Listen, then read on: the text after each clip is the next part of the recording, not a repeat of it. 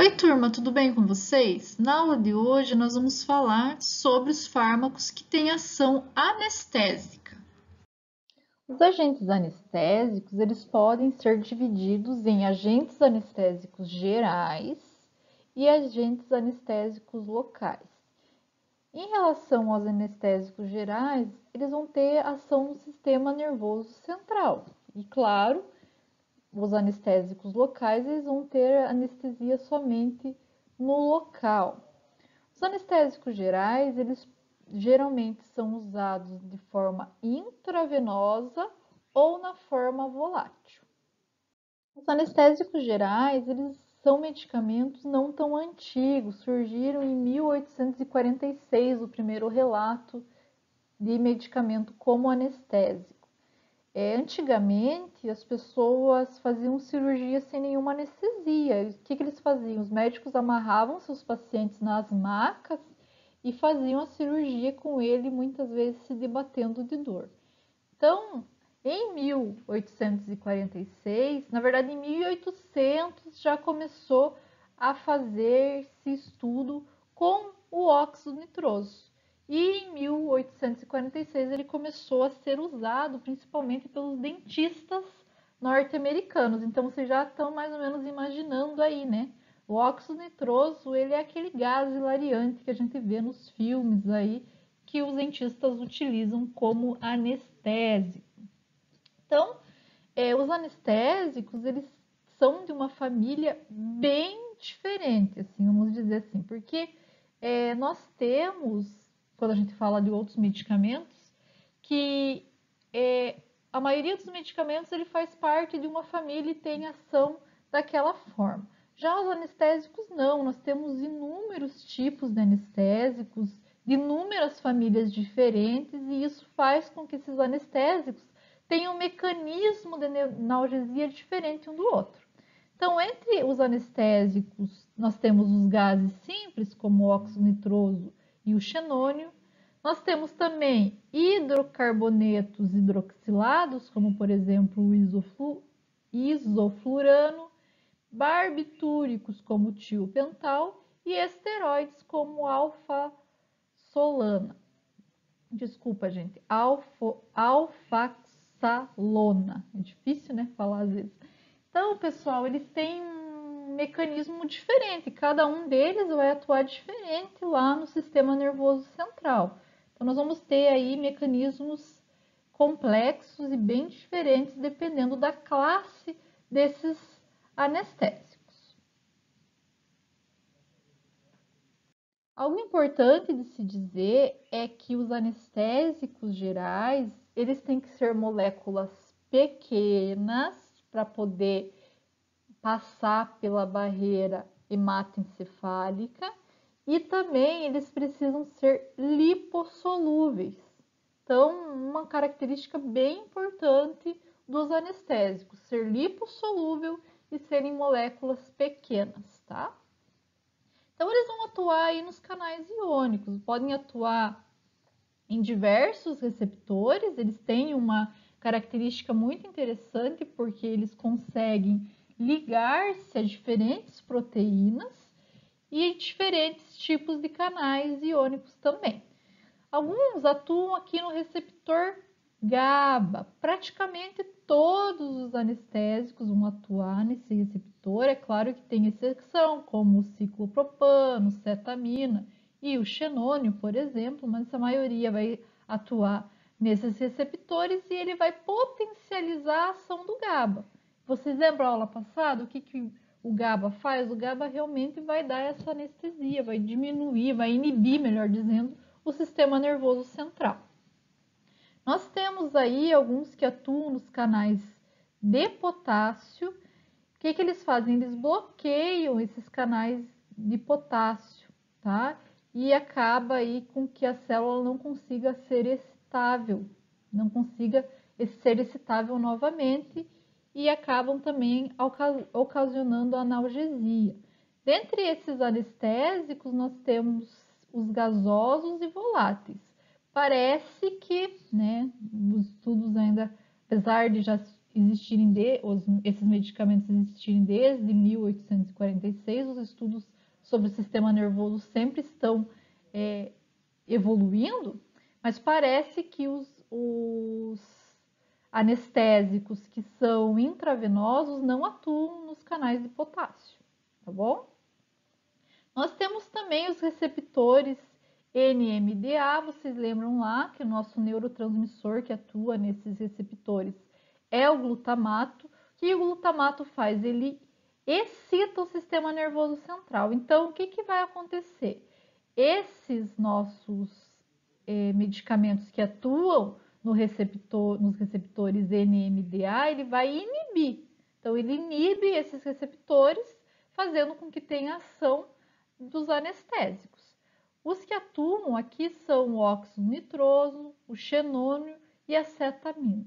O xenônio, nós sabemos que atua através da competição com glicina. Então, lembram que o glutamato ele precisava da glicina por causa da modificação do canal, e daí isso fazia com que ele pudesse se ligar? Então, o xenônio ele vai atuar inibindo a glicina, não tendo a modulação do canal. Já a cetamina parece que ela bloqueia o poro do canal, então ela bloqueia ali, ela atua como antagonista direto do nosso glutamato. Nós temos também outros canais que podem ser ativados por esses ligantes, tá? Como os canais podem ser não ativados, podem ser inibidos ou podem sofrer ação desses medicamentos, como os canais ativados por ligantes, canais nicotínicos, 5-HT e também os canais de sódio. Os canais de sódio, eles atuam principalmente bloqueando o canal. A partir do momento que bloqueia o canal de sódio, o que acontece? Não tem excitação e não ocorre, então, o envio do sinal pelo neurônio. Não ocorre envio do impulso nervoso.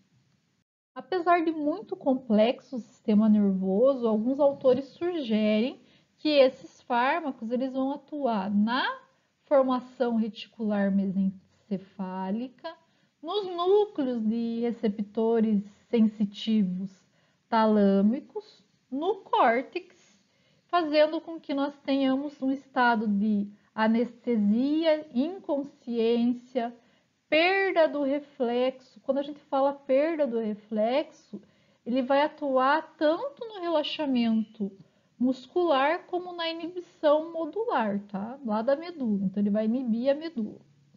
E também a analgesia. Então, temos esses 3 estados aí que vão atuar na anestesia geral. Sabe-se que concentrações elevadas de qualquer anestésico vai afetar tanto o nosso sistema nervoso central, como também inibe profundamente a respiração. Então, muitas vezes, tem que se fazer o uso de respiradores artificiais para evitar a morte por causa da insuficiência respiratória. Além da atuação no sistema respiratório, a maioria desses anestésicos ele vai diminuir a contratibilidade cardíaca e, consequentemente, a pressão arterial. Então, por quê? Porque ele vai atuar tanto no sistema nervoso simpático como no músculo liso vascular. E isso faz com que nós tenhamos uma diminuição na contração cardíaca e também, consequentemente, por causa do músculo liso vascular se dilatar, nós temos uma diminuição na pressão arterial. O isoflurano e outros anestésicos halogenados, eles vão inibir o fluxo simpático. A partir do momento que inibe esse fluxo simpático, nós vamos ter redução do tônus arterial e venoso. E a maioria, com exceção do óxido nitroso, do xenônio e da cetamina, vão atuar inibindo o sistema cardiovascular e respiratório, tá? Então, a maioria dos anestésicos atuam assim. Já esses, óxido nitroso, xenônio e cetamina, eles vão aumentar a carga simpática. Então, eles acabam aumentando a concentração plasmática de norepinefrina. A gente já falou sobre isso quando falou do sistema nervoso periférico. Aumentam a frequência cardíaca e a pressão arterial. E isso faz com que, apesar de ter anestesia, aumente o fluxo sanguíneo, né? Então, dependendo da cirurgia, isso não é ideal, por causa do aumento do fluxo sanguíneo, mas mesmo assim o óxido nitroso é um dos anestésicos mais analgésicos e anestésicos, né? Mais utilizados na farmacologia, porque ele não causa tanto problema na respiração, nem cardiovascular, apesar de aumentar a nossa frequência cardíaca e a pressão arterial. Porque os outros, quando diminuem muito a frequência cardíaca e respiratória, acabam causando mais problema do que quando aumenta a frequência durante a cirurgia. Então, vamos começar falando dos anestésicos intravenosos. Esses anestésicos, eles atuam mais rápido que os anestésicos inalatórios. Por exemplo, o óxido nítrico, ele tem uma ação relativamente rápida, mas nem ele, que tem ação rápida, consegue ter uma ação mais rápida que o intravenoso. Os intravenosos demoram aproximadamente 20 segundos para fazer o efeito. Então, ele tem um efeito bem rápido, tá? Eles geralmente são utilizados para indução da anestesia. Eles não são muito utilizados para manutenção, entendem? Eles vão usar esse anestésico para induzir a anestesia. A partir do momento que a pessoa está anestesiada, coloca-se então o anestésico inalatório para manutenção dessa anestesia. Então, ele só induz a anestesia. Nós vamos ver que o propofol ele pode até ser usado como manutenção da anestesia, que é um dos anestésicos intravenosos, mas a maioria das vezes eles preferem utilizar fármacos inalatórios para ter essa ação. Outra característica interessante desses anestésicos é a rápida metabolização. Por isso, às vezes precisa fazer uma manutenção muito grande da anestesia e acaba deprimindo muito o sistema nervoso central. Então, é um dos motivos também para que não se utilize tanto como manutenção. Mas por ter uma rápida metabolização, ele também acaba saindo rapidamente do organismo. Nós temos aí como exemplos o propofol, o tiopental, etamidato, catamina e o midazolam. Quando vocês fazem ou quando vocês fizeram, se um dia vocês forem fazer endoscopia ou colonoscopia, o que é utilizado como anestésicos é o midazolam ou o propofol. É bem utilizado esses dois, porque eles vão usar rapidamente, vai ter ação rápida, às vezes está aplicando e você já dorme, que acontece bem comum, vocês já devem ter ouvido alguém falar, a pessoa estava aplicando o anestésico e eu já peguei no sono. Isso acontece bastante, é bem comum. Eles têm uma ação super rápida, 20 segundos, não dá nem tempo de contar, né? E outra coisa, esses anestésicos, principalmente quando a gente fala de endoscopia, que é feito, né, para verificar o estômago, é importante a utilização de anestésicos intravenosos, porque a parte oral, né, tem que ficar livre para fazer para entrar o caninho lá, para poder fazer a análise da endoscopia, tá? Entre os anestésicos intravenosos, o propofol ele é um dos mais utilizados. Uma porque ele tem menor efeito colateral, efeito de ressaca que eles chamam, quando comparado com o tiopental, e ele também tem menor efeito quando comparado com os anestésicos inalatórios. Os anestésicos inalatórios também têm esse efeito ressaca que eles comentam. Outro motivo que o propofol ele não tem tantos movimentos involuntários, como por exemplo o etomidato, que é conhecido por ter esses movimentos involuntários. A ação dele demora aproximadamente 30 segundos, tendo uma taxa de distribuição de 2 a 4 minutos. Geralmente é utilizado mais em cirurgias eletivas, cirurgias rápidas, porque ele tem uma SAMI já, a pessoa volta ao normal rapidamente. Ele também é rapidamente metabolizado a conjugados inativos e quinóis. Por causa disso, nós temos um menor efeito ressaca, porém ele ainda é um dos fármacos que atuam como efeito cardiovascular depressor. Então, dependendo da concentração, nós temos riscos de hipotensão e bradicardia. Tem que ter sempre esse cuidado quando se fala de propofol.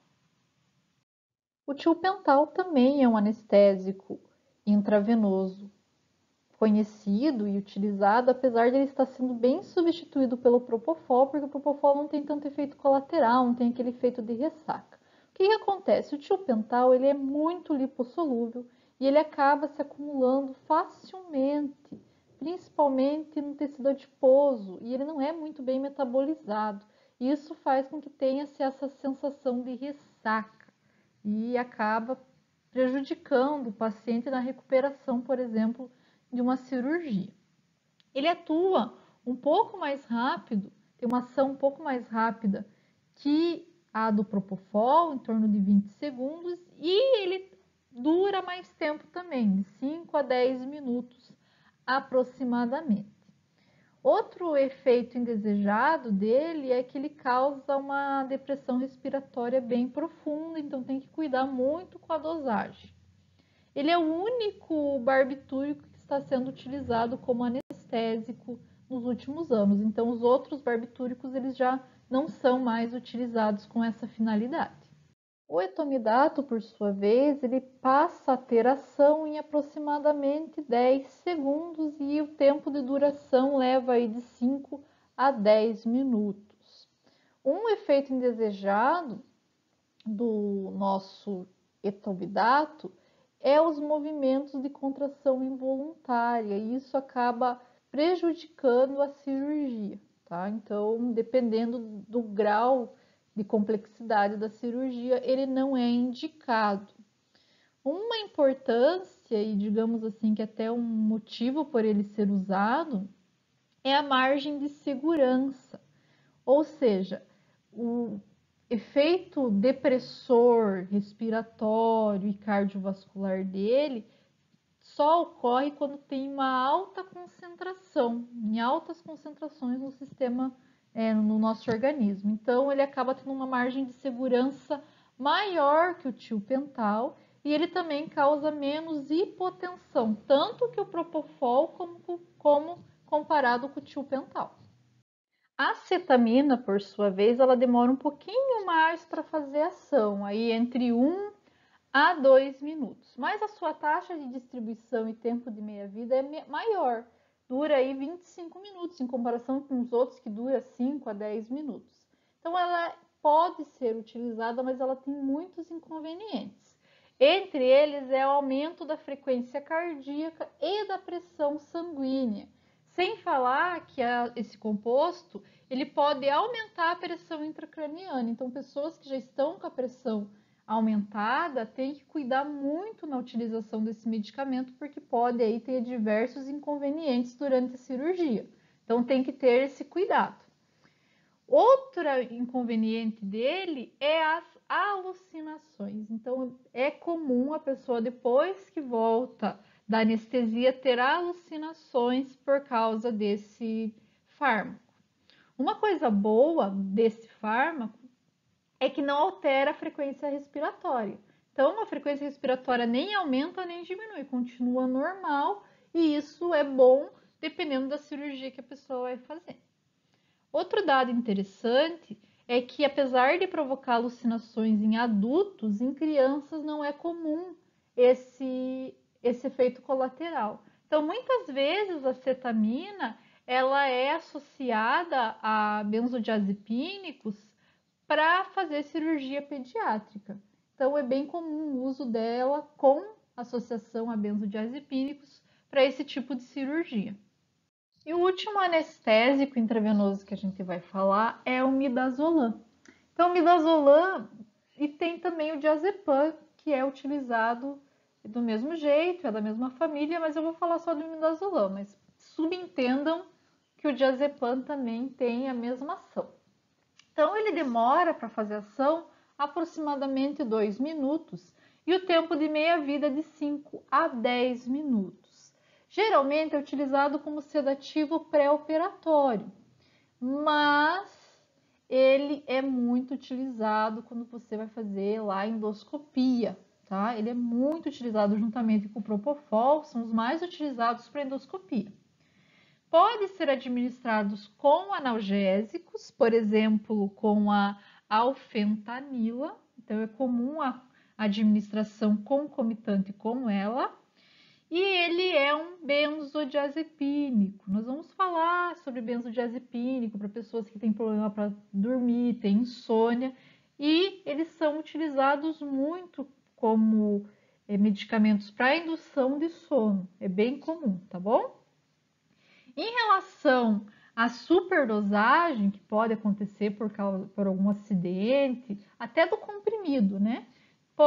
Essa superdosagem ela pode ser revertida com flumazenil, tá? Então, consegue-se reverter essa superdosagem e isso é importante para a segurança da pessoa que está administrando. Então, a pessoa já sabe que se acontecer uma superdosagem, pode ser administrada flumazenil.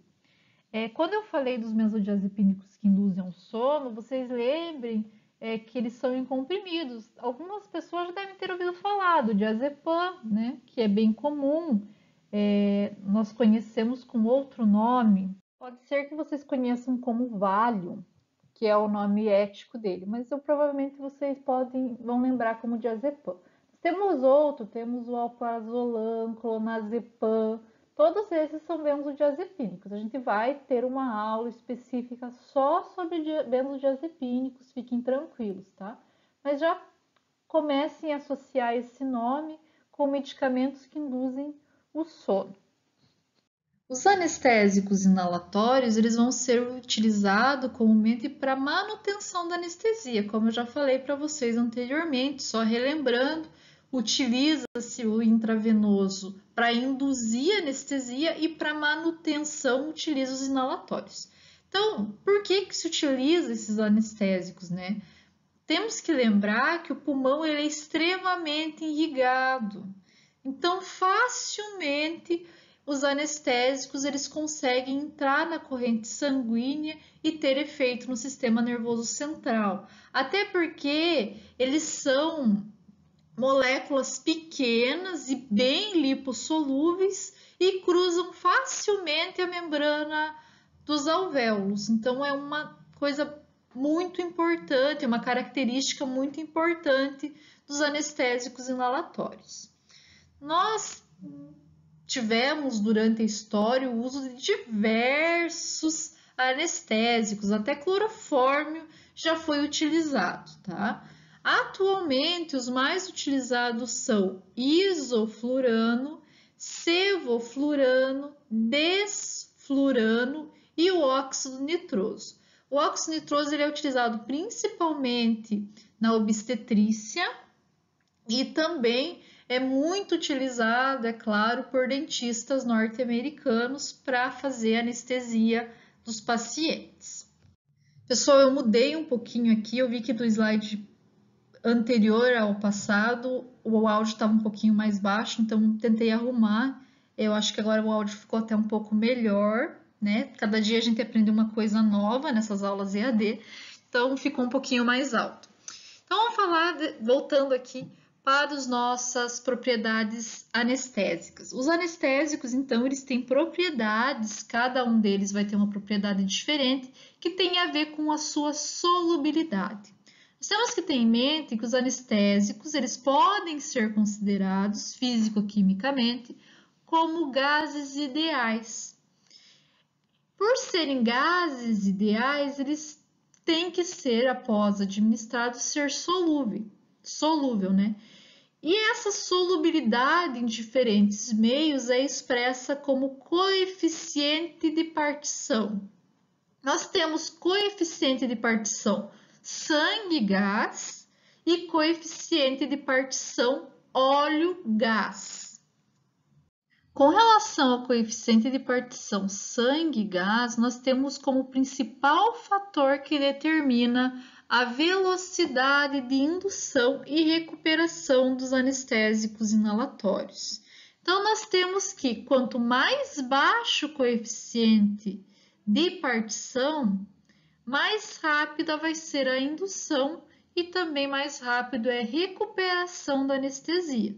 Então, coloquem na cabeça de vocês que quanto menor esse coeficiente, mais rápido será a anestesia e sua recuperação. Não esqueçam disso.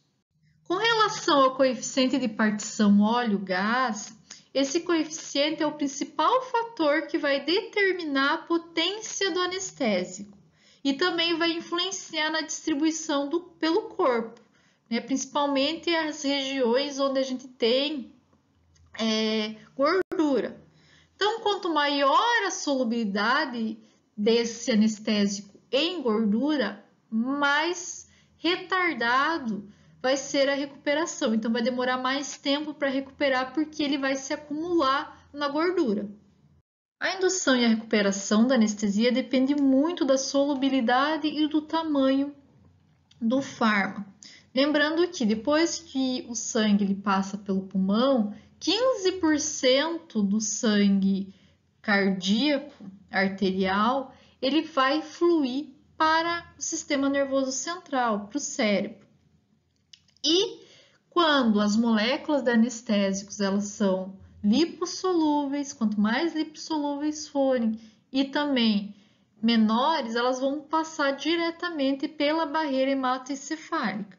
Não sei se vocês lembram, mas a barreira hematoencefálica, ela não é propriamente dita uma barreira, tá?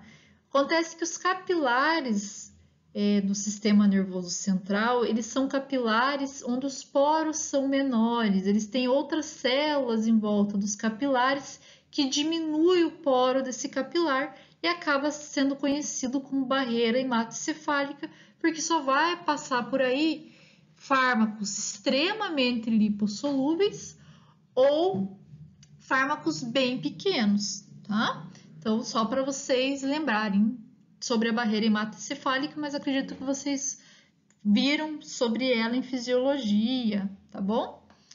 Então, dependendo aí do nosso anestésico, a concentração de anestésico que vai estar no sangue, ela vai ser próxima à concentração que vai estar no sistema nervoso, porque ele passa livremente pela barreira. Então, esse acesso livre dele faz com que a concentração seja bem próxima. O anestésico inalatório mais utilizado ultimamente na clínica é o isofurano. Apesar de ter como efeito colateral a hipotensão e também uma potente vasodilatação, o que acaba ocasionando mais hipotensão ainda, ele é muito utilizado porque ele não é metabolizado.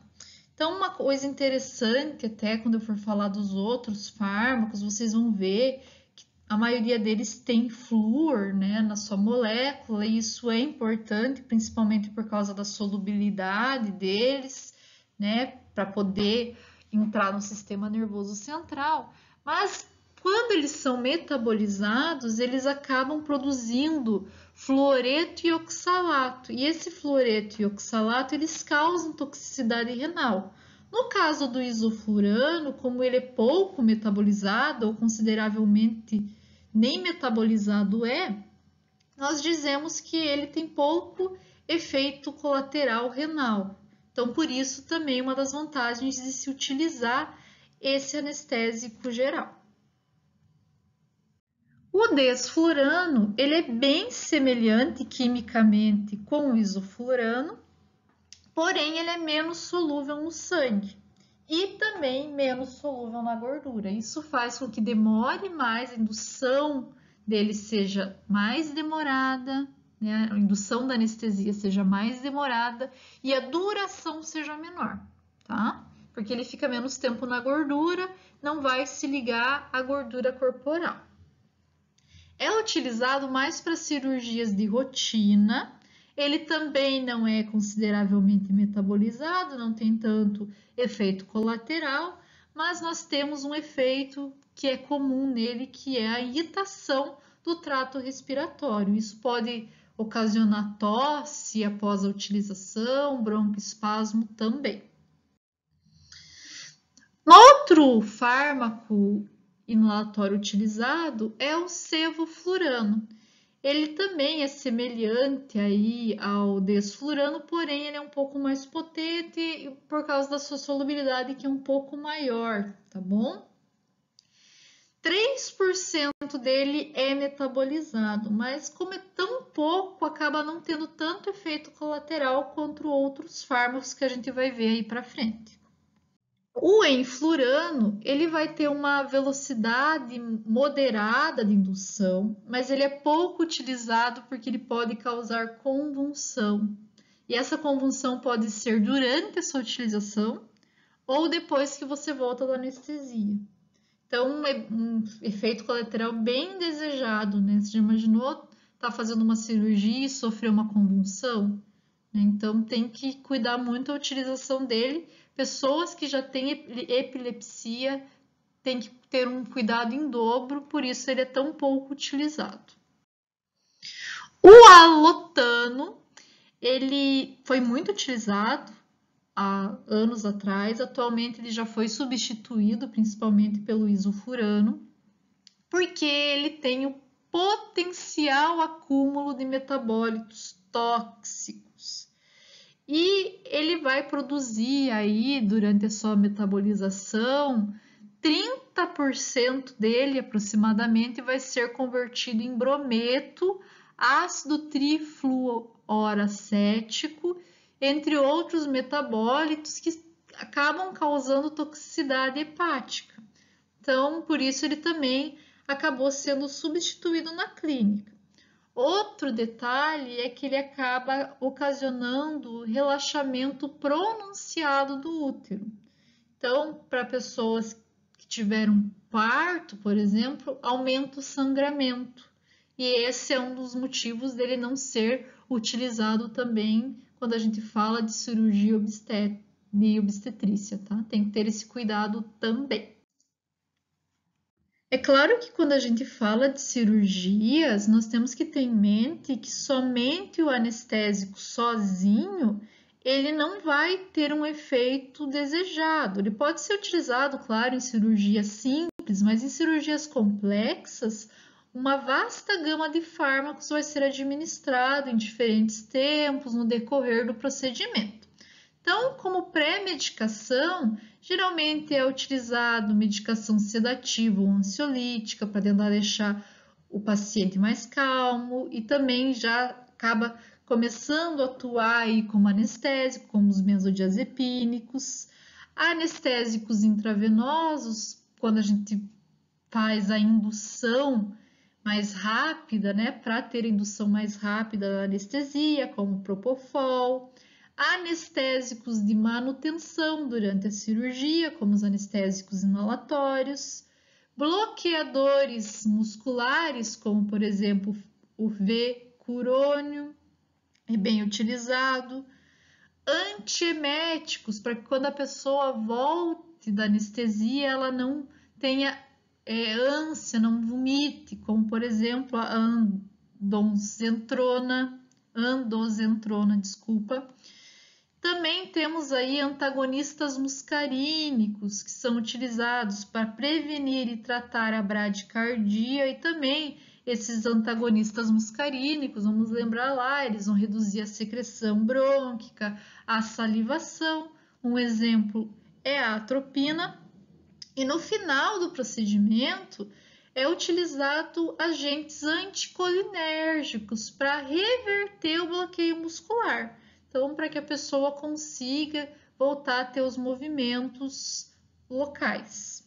Então, agora vamos falar um pouco sobre os anestésicos locais.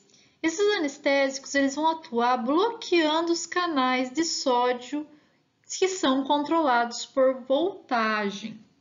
Eles são bases fracas. Eu coloquei aqui para vocês, nessa figura, um exemplo de alguns anestésicos. eles vão ter sempre uma região aromática, ligação de éster ou amida e cadeia lateral, e essa cadeia lateral ela é composta por amina básica, tá? Então, é assim que eles vão ser compostos. Então, eles vão ser um grupo bem parecido de moléculas, tá? E são bases fracas. Lembrando, quando nós temos bases fracas, o pKa fica entre 8 e 9 e podem ser facilmente ionizadas em pH fisiológico. Esses fármacos eles vão atuar no neurônio, onde eles impedem a condutância do sódio através da bainha de mielina. Nós temos aí que em pequenas concentrações eles podem aumentar esse potencial de ação, o que faz com que tenha uma duração maior do potencial e, consequentemente, tenha uma redução nos disparos, e nós temos uma anestesia leve. Já quando nós temos uma concentração maior, eles vão impedir o disparo do potencial da ação, e daí nós teremos uma anestesia bem substancial. Os anestésicos locais, eles muitas vezes, dependendo do pH, principalmente em pH ácido, eles vão estar na forma ionizada. Lembra na nossa aula de pH que a gente falou sobre isso?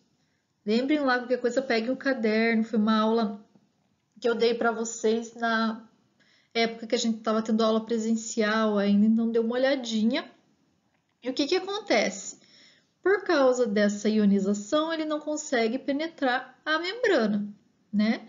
Então, os fármacos, os anestésicos, eles vão atuar melhor quando não estão na forma ionizada. Então, quando nós temos um pH alcalino, nós não teremos a porção ionizada e, consequentemente, teremos uma melhor ação.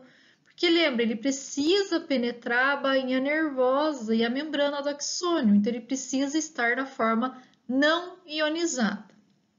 Outro detalhe, tecidos inflamados, eles costumam ser ácidos. Por isso é um detalhe muito importante. Quando nós vamos no dentista, por exemplo, e nosso dente está inflamado e ele aplica anestesia, a anestesia não pega. Por quê? Porque o nosso anestésico, ele vai estar na forma ionizada, não consegue penetrar a membrana. Mesma coisa acontece se você ficou alguns dias com machucado, ele inflamou, precisa fazer uma cirurgia, a anestesia local não vai pegar. Por quê? Porque vai ionizar, vai ter que fazer uma anestesia geral, por exemplo, tá bom? O primeiro anestésico que nós vamos falar é a procaína. A procaína ela foi o primeiro agente sintético, atualmente ele é muito pouco utilizado, praticamente nem é utilizado, digamos assim, mas ele, como foi o primeiro agente sintético, a gente sempre fala dele nas aulas. Ele tem curta duração, pouca penetração nos tecidos, então isso acaba não sendo bom quando você vai utilizar, por exemplo, uma pomada, né, que os anestésicos gerais, anestésicos locais, desculpa, muitas vezes são utilizados na forma de pomada. E a meia-vida plasmática dele é em torno de 1 hora. Então, esses anestésicos, eles são para efeito local, a gente não quer que dure muito tempo. Então, vocês vão ver que a maioria deles dura de 1 a 2 horas, máximo 2 horas, tá? Ele tem uma ação curta mesmo.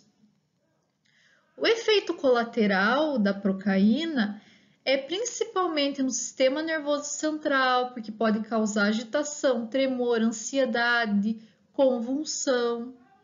E no sistema cardiovascular, ele pode causar bradicardia, diminuição do débito cardíaco e também vasodilatação, o que ocasiona hipotensão.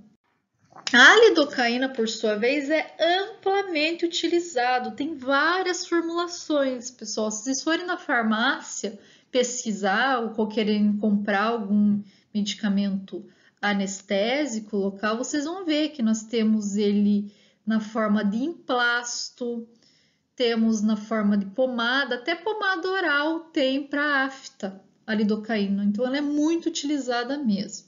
Tem o início de ação rápido, boa penetração nos tecidos, meia-vida plasmática de aproximadamente 2 horas, e os efeitos colaterais são parecidos com o da procaína, porém o efeito no sistema nervoso central é menor.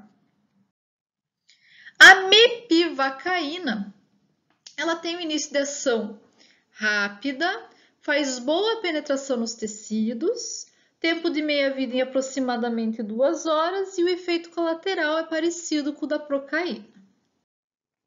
A tetracaína, ela tem um início de ação bem lento, muito lento por sinal, acho que de todos os anestésicos que a gente vai falar, ele é o mais lento. Tem moderada penetração nos tecidos, dura aproximadamente 1 hora. Tem efeitos colaterais parecidos com o da lidocaína, mas ele é muito utilizado na anestesia espinal e também anestesia de córnea, quando vai fazer cirurgia, por exemplo. Ele também é um fármaco bem utilizado. A bupivacaína tem um início lento de ação, penetra moderadamente os tecidos, tem um tempo de meia-vida de aproximadamente 2 horas. Os efeitos colaterais vão ser parecidos com a lidocaína, mas ele tem um efeito maior como efeito cardiotóxico, tá? Então tem que ter esse cuidado. Mas ele é amplamente utilizado também.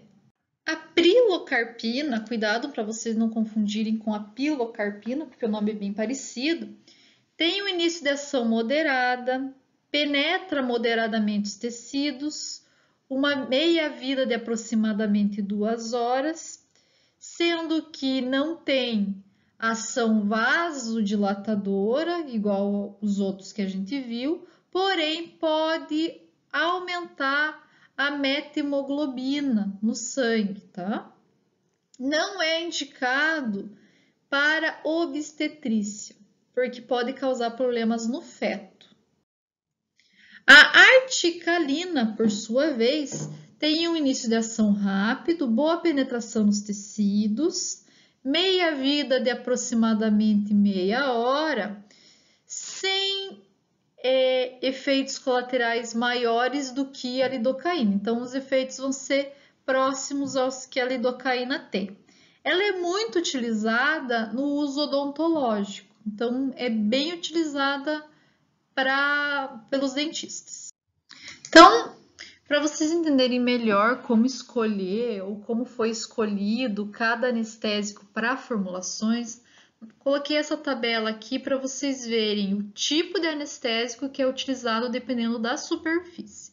Então, quando a gente fala de anestesias de superfície, como nariz, boca, árvore brônquica, córnea, trato urinário e não a pele, esses outros aqui, nós vamos ter aí lidocaína, tetracaína, dubicaína e benzocaína.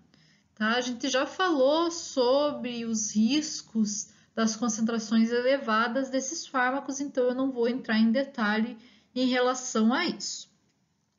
Nós temos aí para anestesias infiltrativas, quando a gente vai fazer injeção direta em tecido, de modo a atingir ramos terminais de neurônios, tá? Então, utilizado em cirurgias pequenas, a maioria deles pode ser utilizado, tá? Muitas vezes, quando utiliza eles, a gente utiliza epinefrina, adrenalina, né? Para atuar como vasoconstritores, tá?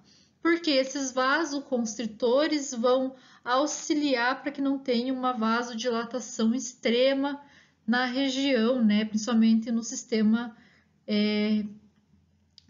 cardiovascular.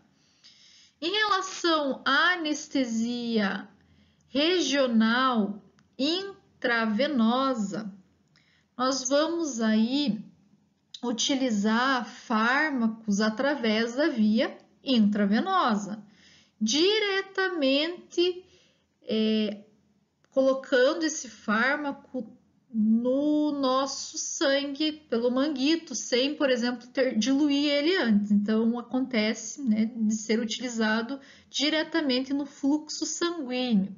É usado para cirurgias de membros. Os que mais são utilizados é a lidocaína e a prilocaína. Tem os riscos de toxicidade sistêmica, tem que cuidar muito com isso. E também tem um pequeno risco, né, durante o manguito mantido inflado, também pode causar problemas. Tem que cuidar aí para esse manguito ficar menos que 20 minutos inflado. Em relação à anestesia por bloqueio de nervo, nós vamos ter aí um injetado, né, um fármaco injetado próximo ao tronco nervoso. Exemplo, plexo braquial, nervos intercostais ou até mesmo para uso dentário, tá? Para diminuir a perda da sensibilidade periférica, usado muito mesmo em cirurgias odontológicas e analgesia. Pode utilizar a maioria dos fármacos que eu falei. E nós temos, é claro, que sempre cuidar com a posição da agulha, instalação da anestesia, ela deve, né, ocorrer lentamente, então tem que aplicar lentamente no local. E a duração da anestesia ela pode ser aumentada quando a gente utiliza um vasoconstritor. Então, geralmente, utiliza-se esse vasoconstritor para aumentar a anestesia. Um dos vasoconstritores que pode ser usado, por exemplo, a adrenalina. Em relação à anestesia espinal, nós vamos ter a injeção, né? A injeção lá no espaço subaracnoide, onde nós temos o líquor. Desse modo, a raiz dos nervos espinais e na medula vão sofrer os efeitos do anestésico, tá? Muitas vezes acrescenta-se glicose para limitar a difusão, para que não tenha uma ação tão globalizada, tenha uma ação mais local. Vários fármacos são utilizados, mas principalmente a lidocaína. É claro que nós temos diversos efeitos colaterais, como bradicardia, hipotensão, depressão respiratória, e principalmente uma reação bem comum é a retenção urinária pós-operatória, porque tem um bloqueio da descarga autônoma pélvica. Então é comum você ouvir falar dessa retenção urinária após a cirurgia com esse tipo de anestésico. Nós temos também a anestesia epidural, onde é injetado no espaço epidural, bloqueando as raízes espinais. Uso como na anestesia espinal, mas também é muito utilizado na anestesia como a analgesia obstétrica. Os principais fármacos utilizados é a lidocaína e a bupivacaína. O efeito colateral são semelhantes à anestesia espinal, né? Então vai ser bem parecido, porém, provavelmente, né, a difusão ela é mais reduzida. Então vai ter uma ação mais local, não tendo tanto efeito colateral. Aqui também é comum a retenção urinária pós-operatória. Então, alunos, nossa aula de hoje termina por aqui. Na próxima aula, nós vamos falar sobre antidepressivos. Tenham um bom final de semana. Qualquer dúvida, me mandem mensagem no chat, ou e-mail, ou WhatsApp. Não fiquem com dúvidas, tá bom?